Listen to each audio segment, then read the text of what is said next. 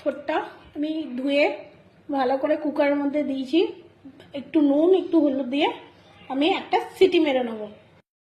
কড়াই গরম হয়ে আসছে, তেল গরম হয়ে গেছে। এটা একটু কালো জিরা আর শুকনো লঙ্কা আমি দিয়ে দেবো ফোড়ন।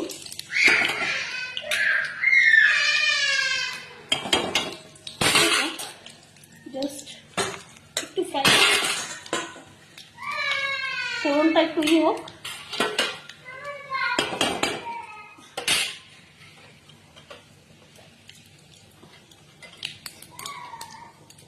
ফোড়নটা হয়ে আসছে,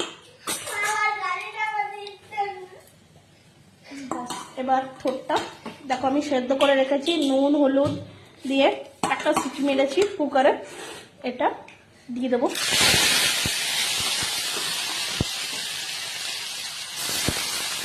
ছেঁকে নিয়েছি তেলটা যেন জল না থাকে, একটু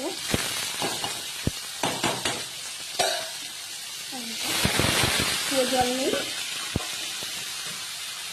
দারুণ লাগবে ভাজাটা, এই ভাজা দিয়ে মানে দারুণ লাগে গরম গরম ভাত আর থোর ভাজা। এটা তুমি ছোলা দিয়েও বানাতে পারো তরকারি, নিরামিষ, আর প্লেন এমনি যে কোনো নিরামিষের তরকারির সাথেও মিক্স করতে পারো।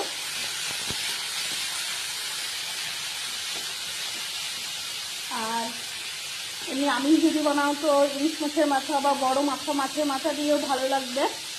আর দারুণ লাগে ছোটো ছোটো কুচো চিংড়ি, সেটা দিয়েও ভালো লাগে এটা রান্না করলে, দারুণ।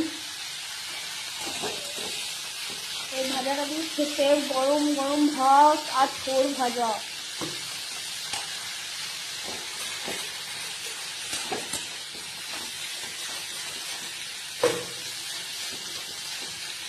নতুন এটা আমি এই ফার্স্ট বানাচ্ছি, আগে আমার মা বানাতো। আজকে পাপা হাজব্যান্ড খাওয়ার জন্য বলেছে, তাই হচ্ছে।